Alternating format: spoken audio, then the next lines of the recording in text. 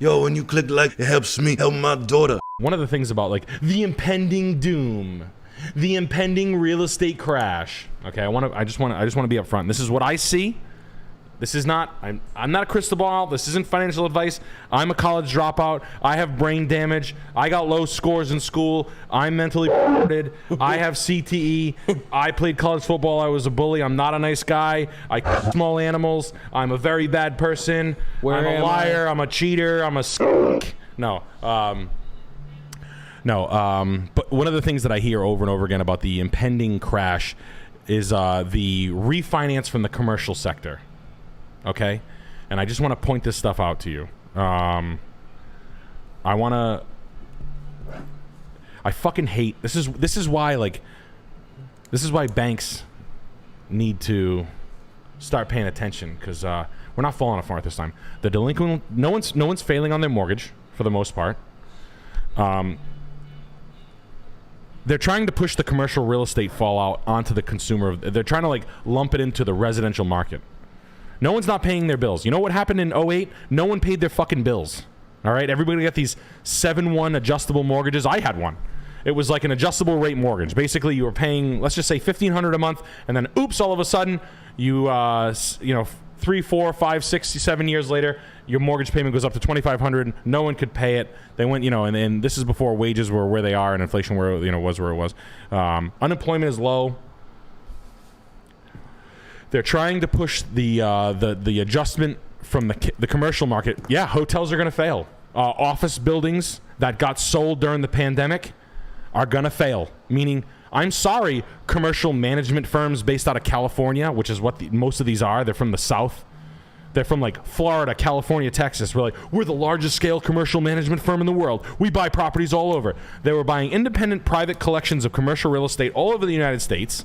They sold the let's just say the Italian guys around Rhode Island that sold it to these multinationals. All right, they sold it to them for, let's just say if I was buying the strip mall or the garden center or something like that for $5 million 7 years ago, I just sold it to a company in California for $26 million. That's what happened. You still following me? They sold it for too much money to a multinational. Okay?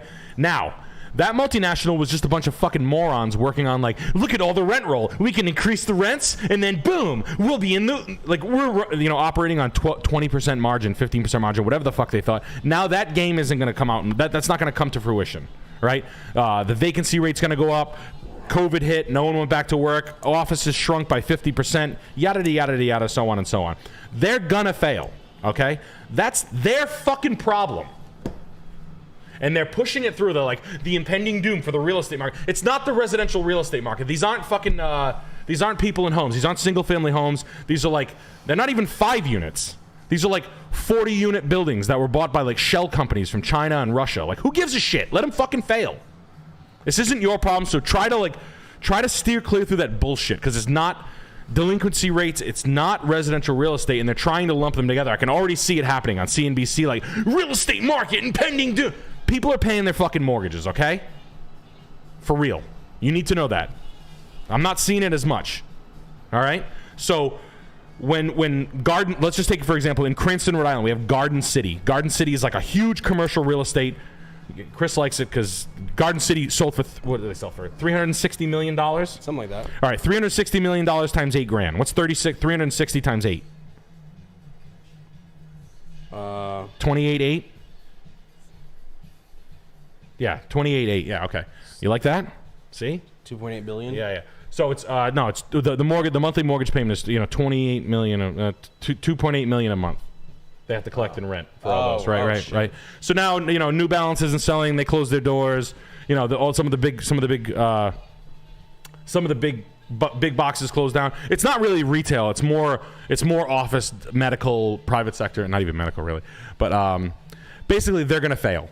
All right. The same thing that's why we're not buying multifamilies at this price, because they think they're going to come in and jack up rent, and then all of a sudden we're going to have shooters on our hands. So that's it, man. That's really it. That's I want to keep you guys clear of that. So it's not like, oh, dude, the market can't sustain. It's not true. It's not. It has nothing to do with us. I don't give a shit. And them shoving it down our throat. Honestly, we should be lighting them on fire for trying to do this. God. This is like an all girls are whores kind of conversation. That's what it is. Like, dude, all girls are whores. Like, you talking about my wife? Now we have to fight. Yeah. You know what I mean? Don't worry, my wife's gonna hear you call her a whore. She's gonna come out here and fucking put your hands in a fucking a motorcycle wheel. We got Jack with the $25. This is the pivotal event that triggers the housing crash. Much love from California.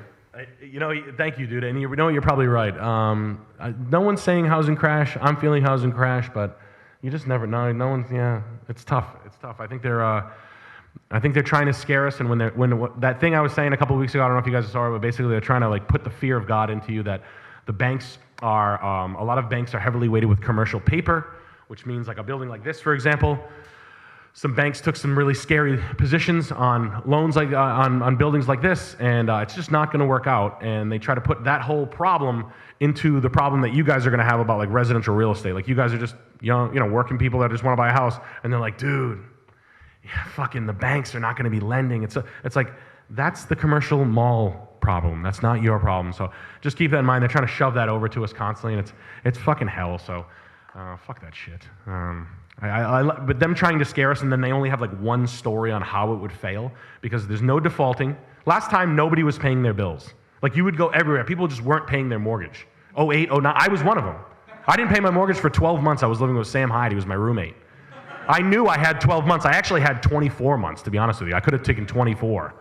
But I wasn't paying my mortgage. It was over. Key in the door. I foreclosed. My credit went from 700 to fucking 86 or something. Something like a crack pipe. Get out of bank. So that happened last time. But no, it was common. Like nobody was paying their bills. This time, everybody's paying their bills. So spotting a crash isn't going to happen. But I do think people are going to get out of like New York. And you city slickers in New York are going to get the fuck out of there soon. You're going to come over to Rhode Island. You're going to live with me. You guys can come live out here with me. We got plenty of room. Eric's got a house for sale next door to him. Bick's got a couple of places next door to him you can rent. 3 of them. This is places around. Hell yeah. Chad Brown Projects have a few vacancies? Yeah, you get murked. Just get your shit stolen, you get pantsed by a thief. Just to humiliate you. Man, pull your pants down, motherfucker. You're like, ah. Yeah.